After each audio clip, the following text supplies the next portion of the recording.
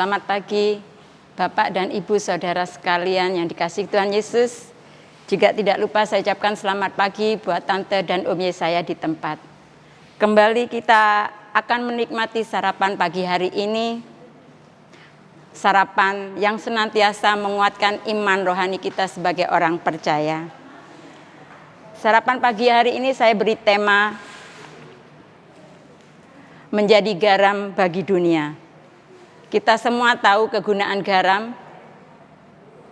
Selain melezatkan makanan, garam lazim digunakan untuk mengawetkan makanan, mencegah pembusukan. Garam adalah alternatif terbaik untuk menghalau kuman dan mencegah infeksi karena gigitan serangga. Garam bisa digunakan untuk memadamkan api, juga bisa mencairkan salju yang membeku, dan masih banyak lagi manfaat garam. Melalui Google kita masih bisa menemukan lebih banyak lagi manfaat garam bagi kehidupan manusia. Tuhan Yesus menyamakan kita sebagai orang percaya atau anak-anak Tuhan, disamakan dengan garam. Maksudnya adalah memberi banyak manfaat bagi banyak orang. Tuhan Yesus ingin kita memberkati kehidupan banyak orang.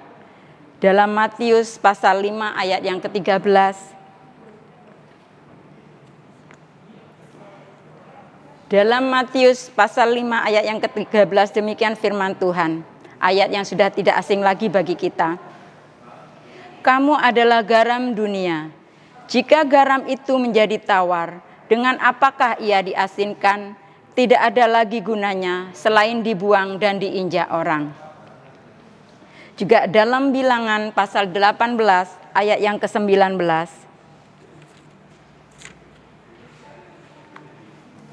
Bilangan pasal 18 ayat yang ke-19 demikian firman Tuhan. Segala persembahan khusus, yakni persembahan kudus yang dipersembahkan orang Israel kepada Tuhan, aku berikan kepadamu dan kepada anak-anakmu laki-laki dan perempuan bersama-sama dengan engkau. Itulah suatu ketetapan untuk selama-lamanya.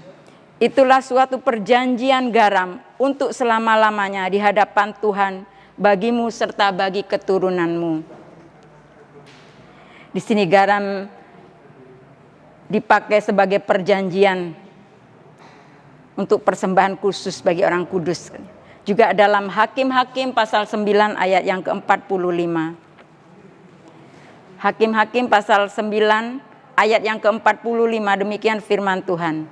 Sehari-harian itu Abimelek berperang melawan kota itu. Ia merebut kota itu dan membunuh orang-orang yang di dalamnya. Kemudian dirobohkannya kota itu dan ditaburinya dengan garam.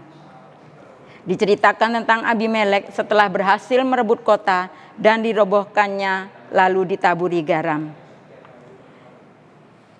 Juga dalam 2 Raja-Raja pasal 2. 2 Raja-Raja pasal 2 ayat yang ke-21. Di sini diceritakan Elisa menyehatkan air di Yeriko.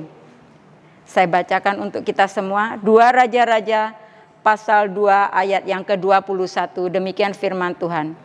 Kemudian pergilah ia ke mata air mereka dan melemparkan garam itu ke dalamnya serta berkata, beginilah firman Tuhan, telah kusehatkan air ini, maka tidak akan terjadi lagi olehnya kematian atau keguguran bayi. Di dalam Alkitab begitu banyak mencatat kegunaan garam.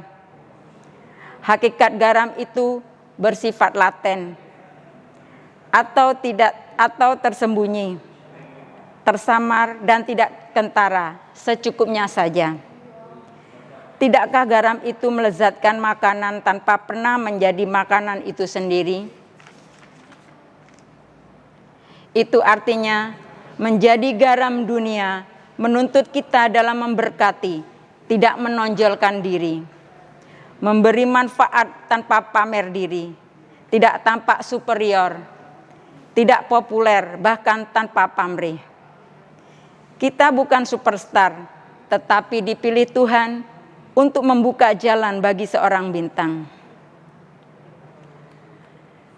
Saya teringat masa muda saya dulu.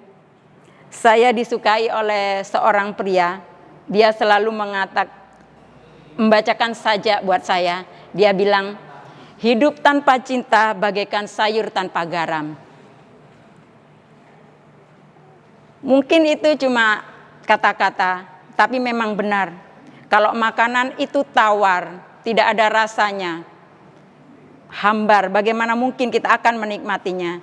Juga pernah satu kali saya memasak, saya lupa menaruh garam di telur yang saya masak. Rasanya tidak enak sekali. Jangankan saya, anak saya sendiri pun tidak mau memakannya.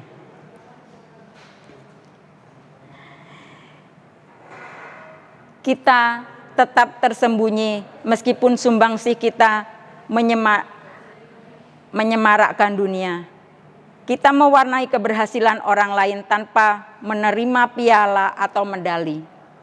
Kita adalah pahlawan tak dikenal yang memerdekakan kehidupan orang lain. Di balik sejumput garam itu tersembunyi kerendahan hati. Menjadi garam dunia itu bekerja dengan baik dan benar, tetap tulus dan jujur meskipun kelicikan dan kepicikan terjadi di sekitar kita. Biarlah kita akan menjadi garam bagi dunia ini dan bukan menjadi tiang garam seperti istri Lot yang ada di dalam Kejadian pasal 19 ayat 26. Kejadian pasal 19 ayat 26 demikian firman Tuhan. Tetapi istri Lot yang berjalan mengikutnya menoleh ke belakang lalu menjadi tiang garam. Menjadi garam dunia berarti memberkati sesama dalam kerendahan hati. Jadi kalau kita ini adalah garam dunia, maka kita harus menjadi garam bagi banyak orang supaya kita berguna dan dinikmati banyak orang. Akan tetapi kalau garam itu menjadi tawar, bagaimana kita akan mengasinkannya? Sudah tidak ada gunanya lagi. Karena pada hakikatnya garam itu asin. Tetapi kalau garam itu tidak ada rasanya, percuma kita masak masakan yang enak sekalipun tanpa garam terasa hambar rasanya. Demikian sarapan pagi hari ini yang dapat saya sampaikan. Biarlah kita sebagai orang percaya, kita menjadi garam dunia ini untuk memberkati orang-orang di sekitar kita, terlebih keluarga kita yang belum mengenal Tuhan. Mungkin melalui tingkah laku, tutur kata maupun perbuatan kita.